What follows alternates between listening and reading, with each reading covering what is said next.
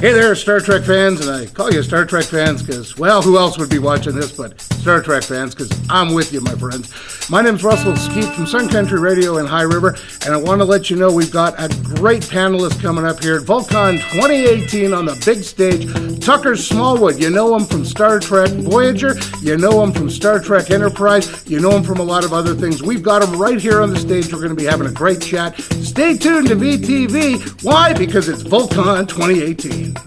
Something strange happened in the early mid-90s. I was coming from New York, having been there for 20 years. I did a couple of plays a year for 20 years. I'd done Broadway, off-Broadway. I'd done a public affairs program, a children's television series, a number of soaps, a couple of movies. And I had broken down in the mid-80s. I'd done very well in the 70s. I was surprised to find myself at the end of the 70s still alive because the doctors hadn't expected me to have that kind of duration. And I was pleasantly surprised to still be around. But a number of real life events took place, and slowly my wheels began to leave the tracks, and I descended into a state of depression. And for a number of years, I functioned like that. I did about 1,000 voiceovers during that time. I'd done about 100 on-camera commercials earlier in the 70s, but styles change. You can look at work from the 70s and the 80s and the 90s and the turn of the century, and if you have an acute perception, you will see subtle shifts in the way people look, the way people present themselves. And as these styles evolved, there were times when I had to recreate myself, reinvent myself, and I said, well, you won't let me do that anymore? Well, then I'll find something else that I can do. And I did. But I was becoming involved in veterans advocacy. I'd gone to the dedication of the wall in Washington, D.C. in 1984. And I participated in the first parade held in America to honor Vietnam veterans in New York City. And I met some other men who became my friends and remain my friends, those still on the side. But I had been involved in something called the Veterans Bedside Network since visiting California in 1979. That had been created after World War II. And it was funded then by the Fisher family. You may be familiar with Fisher Houses.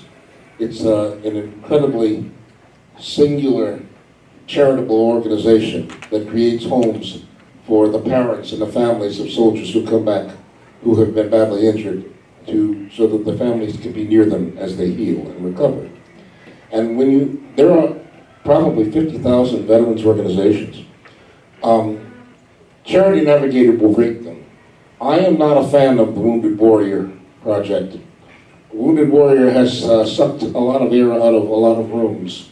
They have the money to put on glossy commercials and radio and television, and they collect hundreds of millions of dollars from well-meaning, well-intended people who want to help veterans. But for every dollar that is donated, only about 55 cents goes to the veteran. 45 cents goes to their management and their advertising budgets and their condos and their cars, and I find that contemptible. It angers me, and I resigned my seat on the board of the Soldiers Project so that I would be free to speak out about that. I was angry with other celebrities who signed on and endorsed the Wounded Warrior Project. Now, the Fisher Houses is rated as high as you can be. 95 cents of every dollar donated to them goes to veterans' care. That, to me, is integrity. Those are the kind of people I respect. I do not have respect for the Wounded Warriors Project. So, as I continued to work in advocacy, and I had been involved with the Veterans Bedside Network when I lived in New York, every week I would go to a VA hospital in greater New York area. I worked in locked detox psych wards. And we were given scripts from shows like Taxi and Barney Miller and MASH. And we would perform radio shows with the patients. I would give them each a script. and we would rehearse it and read through it, and then we would perform it and record it, and then we would play it back. And I would always try to find a pretty young girl to come with me to play hot lifts or something like that, and the patients liked that a lot, and they liked it too. It's great fun, and I would lose myself in those words. As I say, these were locked wards. These were people whose lives were rather bare and unhappy. But in truth, I was hiding out from my own problems by doing this. I was lucky. There were a couple of veterans who were kind enough, who were generous enough, who cared enough about me to risk our friendship. They said, "You're in trouble. You need to ask for help." And they gave me a book called Long Time Passing, which is a big, thick book of interviews with families. And I read these interviews and I recognized my own behavior in these people. Sometimes we are blind to our own problems, but we can see our faults and our flaws in other people. And I asked for help, and I got help. So now it's 1988, and I've been off the face of the public world. Voiceovers, I say I love them because you can sleep late and you don't have to shave. But it's rather private work. Actually, I brought something here with me. I was in the garage the other day, and just on a whim, I noticed this box, dusty old box, and I reached into it, and I found this. Now this is an artifact. Do people know what these are anymore? You're going to have to go to the local Smithsonian or your Wayback Machine and find yourself a cassette recorder. But if you get one, you can put this in, and this is what is called the demo reel. This has clips or complete versions of probably 7 or 8 radio or TV commercials. And this is what we would use back in those days to submit to agencies and producers to do their campaigns. So I brought a couple of these to give to you, to leave you with a memento. Now last night, somebody got one. Who won that? I gave one to the guy running. Who ran the trivia contest last night? That was Chris. I don't think he's okay. I gave Chris one and said, I want you to make sure one of the winners, because those are some questions. You guys cracked me up. That was some seriously arcane stuff. So I moved. To a long story short, I got better. I got healthier. My specific issue was called survivor guilt. A lot of people that I cared about didn't come home. And I felt guilty for having survived and having a life with affection and wealth and attention and comfort when people that I cared about didn't have that, didn't have anything at all. And so I set about to sabotage the quality of my own life so that I could somehow make it right. I got a little clearer about what I'd been doing, and I stopped doing it. And I moved to California in 1991, and I began my career over again. I've recreated myself about 3 or 4 times in my 47 years or whatever it is. And now that I'm here in California and I'm in my coming into my 40s or whatever it is, 50s, and people had said for years, you're a good actor, but you're not a very good type, You're not you're not representative of that demographic or whatever it is, a person of color or an African American or whatever it is. But someone like you might exist in the future. It was literally that clear. And suddenly, I began shooting a game called Agile Warrior for Sony PlayStation, and I had the meeting for Space Above and Beyond, and I was cast for Babylon 5, and opportunity after opportunity after opportunity presented itself to me over the years. I won the role of the mission director in Contact. I'm told I was the first actor ever to be cast by Robert Zemeckis simply on the basis of my taped audition. that was very flattering, and I loved working with him, and I loved working with Jodie and the other wonderful actors in the play, in the film. And then there was Deep Impact, and there was Level 9, and there was any number of other projects. I went to India to do a film called Air Panic. It's interesting. I did 2 projects in the late 90s. In one of them, I played the pilot of a 747. And we shot that in Vancouver. I think that was called Level 9. And on the set, they had this cockpit, and it was on gimbals and springs and pumps, and you could throw me all over the air. But the idea on this stage, man. The idea of it was that a cyber terrorist had hooked in, had hacked into the computers and had taken over the airplane. And then I went to India to shoot a film called Air Panic, and now I'm playing an FAA administrator.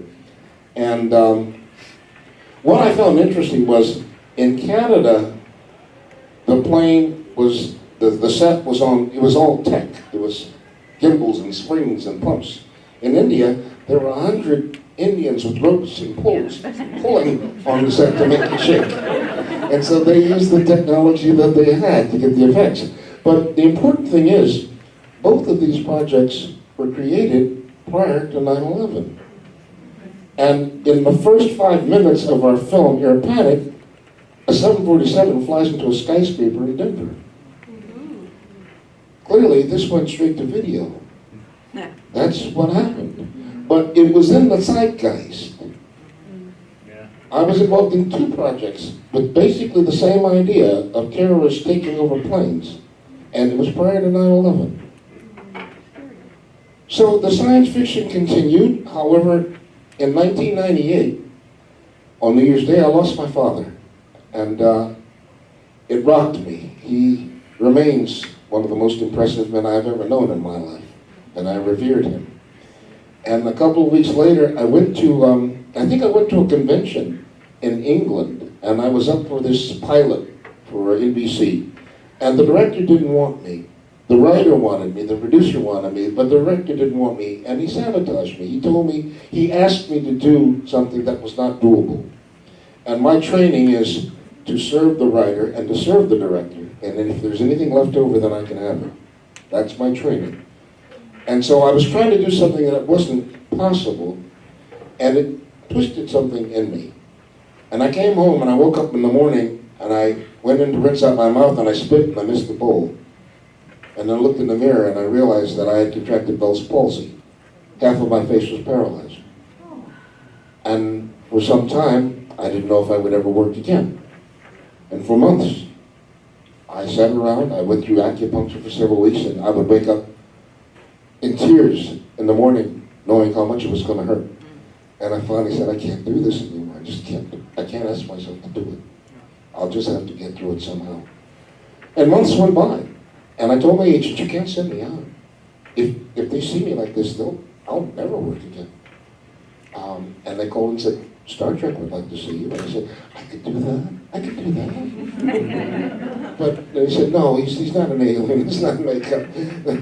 He's an alien that looks like a human being. But anyway, I did get the job, and long story short, my career began again.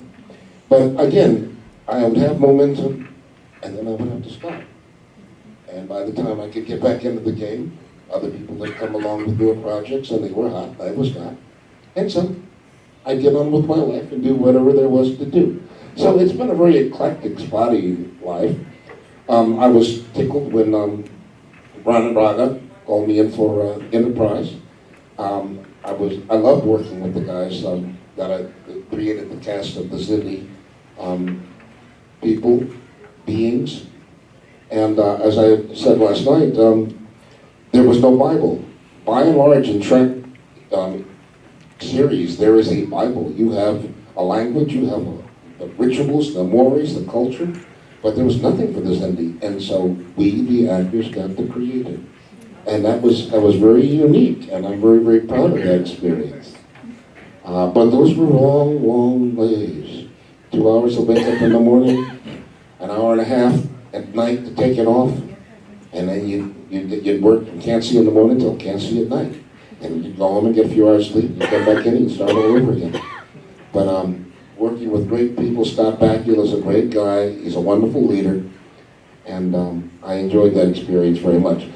The unfortunate outcome of that was during the midway through the season, the makeup was so intense, the mask was so intense, and it involved paint and glue and powder and colors, and one of the pores in my eyes became clogged, and it became infected. And surgery on it would mean that I couldn't continue. Once I had it operated on, I wouldn't be able to undergo that until everything had healed. And so I fought it off until the season ended, and then I went into surgery, and I had 3 surgical procedures. But the outcome is that the tear duct in my left eye is irrevocably clogged. Now the tear duct is what drains the moisture in your eye. And when it's clogged, it means that the moisture pools, and eventually will drip out into a tear. And we now exist in a world of 4K high def, and it's unforgiving. It is unforgiving. Any flaw, whatever you have, will be immediately obvious, and the moisture is a surface off which light reflects. And so you'll see a sparkle. Your eye goes to anything that is irregular, because everything is so perfectly depicted. So, you know, these are casualties of war, these are the sacrifices we make. But life goes on, and so here we are. Tucker Smallwood, the crying Xindi. I like it. Talk a little bit about some of the guys you worked with. You talked about the Bible a little bit last night and today, how you guys had to come up with things like you and... Rick Worthy and Scott McDonald. Scott McDonald was a frequent guest on Star Trek. Yes, he was. He's done. I think Scott has done as many characters as any actor in this business, on as many different series. He's an incredible body of work. And Randy Oglesby. It was a great group of guys. Yeah, and then you got. I mean, some of them were much more heavier made up than you. So.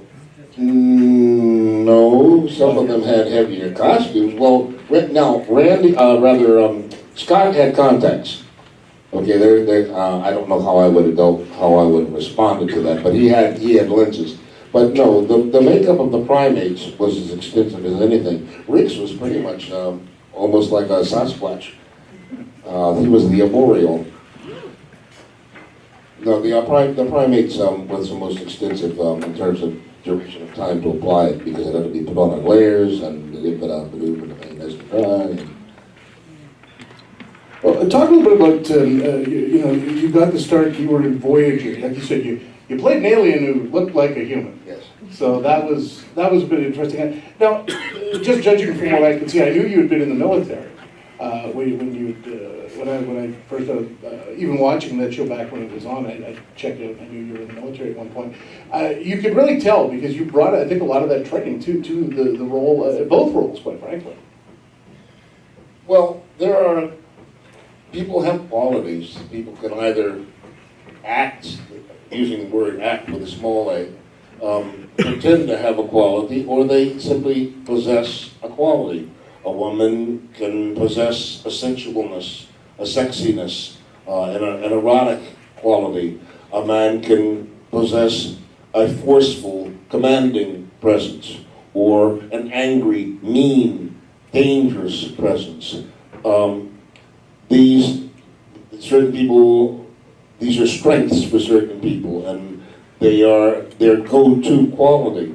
And for that reason, they are thought of when someone is tasking a project. I played a lot of different characters, and I played them reasonably well, but I was more successful in getting cast and winning the roles of figures who were authority figures, whether it was a military presence or a police presence or a business presence. Didn't get to play many mob bosses. I would have liked that. So you don't want to be typecast, because that can get boring after a while. If they think, geez, you're a judge in your last 14 projects, that would get old after a while. But you do want to come up in the mind of a producer or a casting agent when they have a project. Hey, what about Tucker? He was good in that thing, okay? Let's call him in for this. So that's the sort of thing you want to happen. And it's, you know, walking a fine line. I mean, there are worse things than working all the time, but we like to embody different skins, you know, it's more interesting. And one role may lead to another role. People see you in a role and they say, I like what that guy did, I believed him, let's call him in for this project. You know, if you look at the expanse of the characters that I've played, from Jabberwocky, which I did with Jo Beth Williams, and that's a children's TV show, 55 half hours. Or you look at the Sarah Silverman program, in which I played God. That was, you know, I mean, I've got a picture of Morgan and I when we were doing Deep Impact. And I'm God. No, I'm God.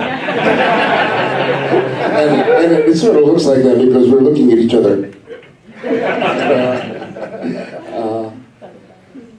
You know, every now and then a character comes along. There was a series I did for about a year called Malcolm and Eddie. And it starred Malcolm Jamal Warner and Eddie Griffin, comedian. And that was a lot of fun. And then Eddie had a heart attack. And so that got shut down for a minute. But I'm going along in my life and continually surprised to say, well, son of a gun, you're still here. If you die anytime soon, it'll probably be what you've done to yourself since Vietnam, rather than what happened to you in Vietnam. In 2004, I lost my mom. And I lost my way for a while, for about a few weeks, and I realized I have a lot of grieving still left to do. And in the space of maybe 24 hours, I decided I'm going to go back. And on Christmas Day, I went back to the village that I helped defend. And it was a pilgrimage, and it was a very moving experience for me. But it was a very healing experience for me. I loved the work that I did. I loved the people that I worked with. I loved the people that I fought for. And I came back, I said, I put on a few pounds, but I came back lighter. And I'm glad I went. And I had begun writing as part of my therapy in 1988. My therapist had served in war before he got his psychological training. He only counseled two kinds of people, veterans and policemen. He was flying back and forth to Russia, working with their psychologists for therapies because the Afghans, the Russian soldiers, came back from Afghanistan with the same issues we had: drug addiction, suicide, guilt, self-hatred. And Vic said, I want you to write down everything that you can remember. And my dad gave me a word processor, and I began writing. And I love fiction, I love good fiction, but I don't write it very well. I don't have any gift for it. And I learned to read when I was 3. I've been reading the best writers all my life. I know what's good and what isn't. I know what rings true. But I learned that I have a knack for living an interesting life and being able to describe it with some immediacy. And so I wrote essays. And it was almost like automatic writing. I literally would sit down eventually, now a computer with an idea, and I just started writing. And it would write itself. And it was as though you've been writing this for 30 years, and you just finally put it down. It was literally very little editing. It writes itself. It has a beginning, it has a body, and it comes to an end. And in my book, those are all just essays. And every one of them took that same form of creation. I've kept a blog on my homepage, tuckersmallwood.com. It's free. You can visit it online. And there's about 8 years of a blog that's maintained. And I write about sports, I write about pop culture, I write about music, I write about the industry, I write about politics, I write about whatever I find interesting. So if you're bored one day and you have too much time on your hands, you can wander through that at will. Maybe we'll get you to write about how Canadians aren't really actually a security threat. Well, or maybe we are. I was talking to my Facebook friend Paul back there, and he was telling me about some of these Canadian laws, eh? He's in now. This castle thing, I'm trying to get my head around that. He's telling me that someone can break into my home where my wife and children are there, and if I whack him, I may go to jail. Okay, I understand that's so. It's your country. I'm wondering why, if you think that that's a little bit twisted, why you don't change it. We just ask politely if they leave, and they usually go, okay. Okay. Oh, sorry, I thought it was my house. I could try that. Yeah, we're pretty polite about it. Tucker, tell the story. You told it last night at the meet and greet about the time you met Patrick Stewart in the elevator. I thought it was a great story. Well, let's see. I was in Toronto shooting the X-Files. I mean, not Toronto, Vancouver, shooting the X-Files. And they had us in this lovely hotel. And I was coming down, I think, from my room, and on the third or fourth floor, the door opened, and in walked Patrick Stewart. And we had never met. I'm 5'10" on a good day, but still a few inches taller than he is. So from my superior height, we smiled at each other. I looked down at him, and I said to him, "You're a captain. I am a commodore." And his eyes twinkled. We enjoyed that moment, and we went on with our lives. Well, that's better than what most of us could say. It was we'd be in trouble for that. Now, the world of science fiction has evolved markedly. In the 90s, you'd be thinking about the X-Files would be in the genre of science fiction. Millennium would be in the genre of science fiction. Today, it's very much a superhero comic book world. And, hey, whatever floats your boat. I think everybody should have what entertains them. But, and occasionally I see one of these that, I love Deadpool. Yes. I got a real kick out of that. But, I can take some or leave some. But again, there's a lot of movies being made. You could probably find something that turns you on and engages you. Well, Deadpool is Canadian. He is Canadian. And right, that's right. But Deadpool himself is Canadian, too. You mean the movie? Well, no, but the character. I see. I don't know Canadian. that I knew that. That's why he's fairly polite. Was that why he spoke so polite? He's fairly polite. Fairly polite. Well, let's talk about Enterprise a little bit. Now, Enterprise was really, up until Discovery, was the last series. I think it got derided a fair bit. It was just starting to really find its feet when it got canceled, which was unfortunate. And a lot of people will look back and say, well, that was the death of Star Trek in Enterprise. But now you look at what's happening now. I think Enterprise has found an audience on Netflix. It's like, hey, maybe it was a lot better than maybe people thought at the time. You've got Discovery going now, and you've got a lot more Star Trek movies coming out. There's more and more interest in it again. The fans, there were fans of the original series when it first aired in the 60s. They grew up, they had children. Eventually, you began with, Next Generation or Deep Space Nine. Those people grew up with those 7 years each one. They have children. The children are not into it. The children are into what they're into. And then they grow up, and they have children. So I think it reached a point in our society where it was the passion was used up, and a lot of people were ready to move on to something else. And then younger kids discovered it and said, hey, that's interesting. There are fans for Orville now. There are fans for Star Trek now. There are fans for the movies. There are fans for the superheroes. There's an awful lot of product out there. If you're bored, you're not trying very hard. Well, let's talk about the Orville. Because Seth MacFarlane, big fan of Star Trek, he was actually on Enterprise twice. If he phoned, would you go in a heartbeat? You're speaking of The Orville. Sure. I thought Seth is a wonderfully multi-talented guy. I thought some of the jokes in the first few episodes were a little cheesy. I wasn't crazy about them, but the show grew on me, and I gave it a chance. I'm a good audience. I'm pretty patient, pretty forgiving. If I think you got something worth, sticking around for, and just as Gene did, the genre of science fiction is able to examine issues and problems in society that are not, people, an audience is not as receptive to straight on.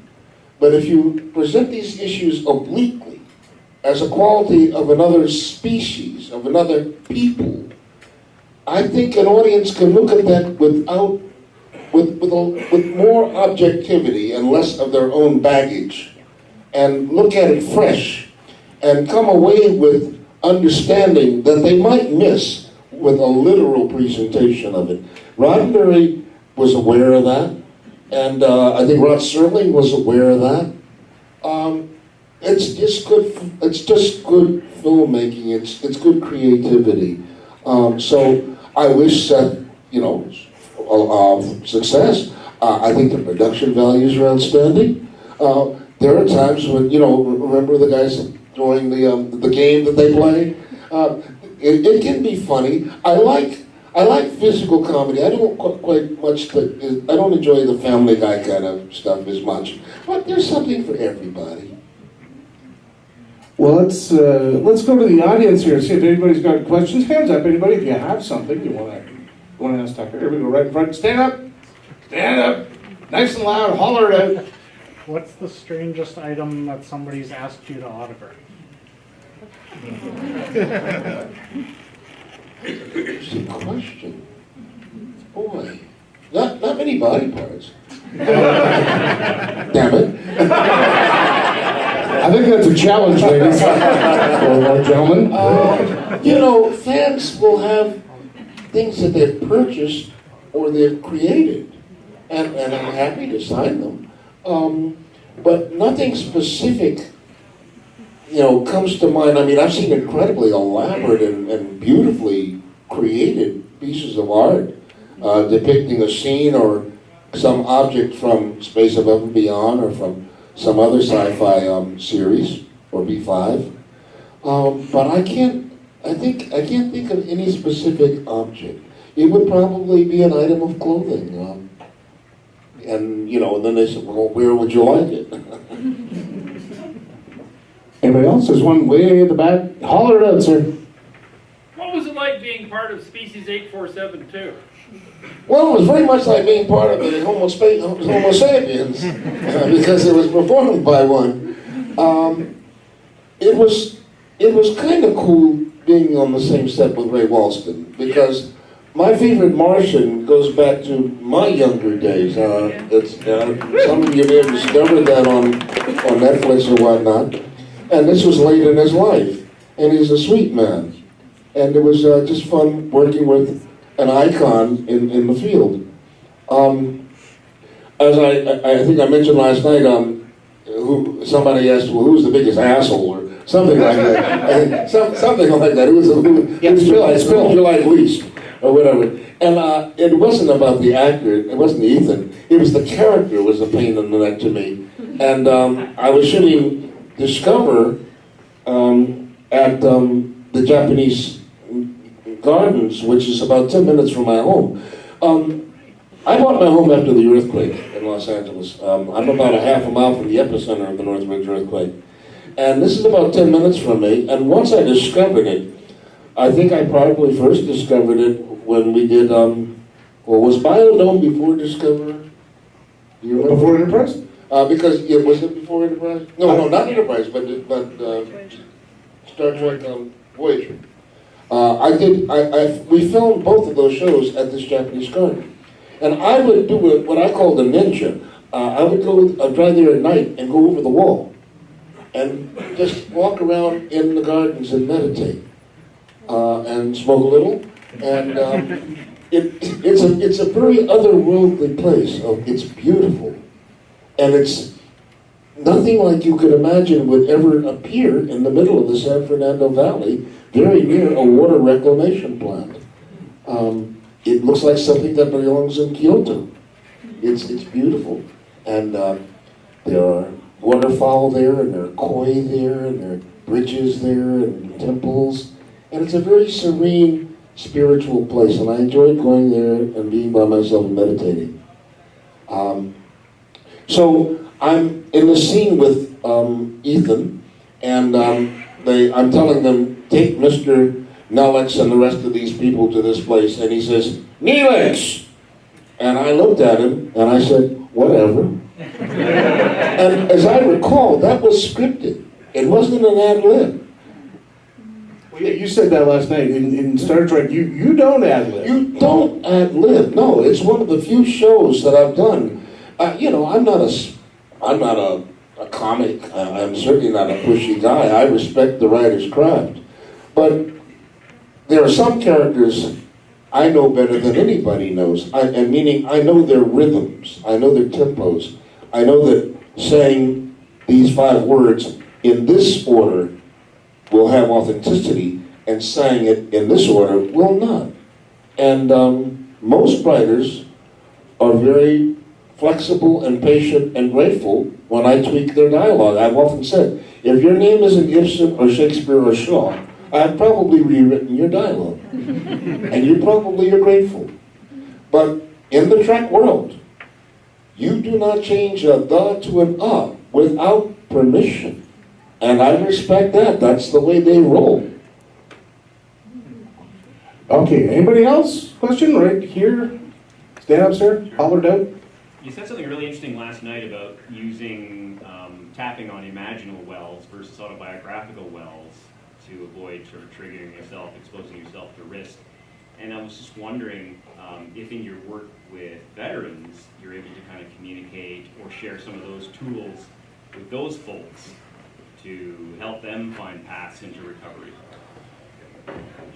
Those are a number of different issues.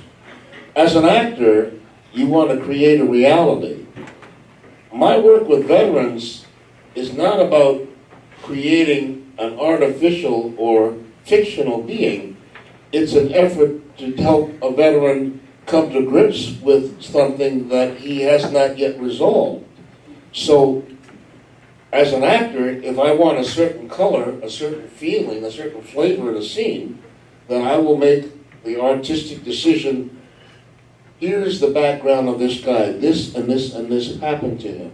And then I will do sensory work on those things. I will write a history of it. I will write conversations that I had. I will remember or create trips that I took. I will see the pictures that I took. And I make it real for myself. It's called living truthfully under imaginary circumstances. Now that's acting. Now in therapy or working with veterans who are trying to resolve certain issues,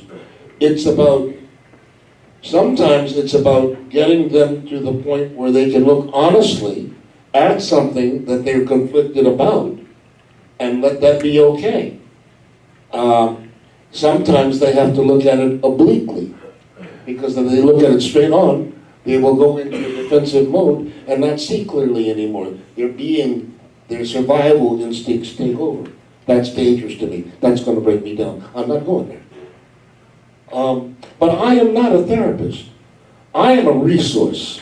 I am someone a family will call. My son's having problems. My husband, I don't know what's going on. I will try to get them, to encourage them to seek the help that is available. It is very, very tricky. It's very problematic, unfortunately, because there are so many hurdles to deal with the trauma, the military sexual trauma and post-traumatic stress. You have to appreciate that you've got a problem, and that's tough. because you're in defensive mode. I'm good, I just, had a tough day, that's all. You block it. You don't want to be weak. You want to be tough. You want to be self-reliant. And so eventually, if you're lucky, you admit, I got some issues. I could use some help. And then you got to accept the help. And then you got to find the help. Those are a lot of hurdles. And a lot of people just run out of faith or patience or hope. And they just turn off the lights. And that's sad. It's sad that they had to go through what they went through. But it's sadder when they come home and the help isn't there for them. That's a betrayal. And we have to own that. And when I say we, I'm speaking of my countrymen. We've sent them to war, and we have an obligation to care for them. That's what the motto of the VA is, to care for him, and for his widow and his orphan, for those who were born to battle. That's our obligation. It's not just use people and dispose of them. And that's where we apply. Now, talking before we let you go today, I have some special guests that have a presentation for you. They're a local group, a couple of them veterans, amazingly enough. And they have something for you. So come on out, guys, introduce yourselves, and let's give Tucker what you've got.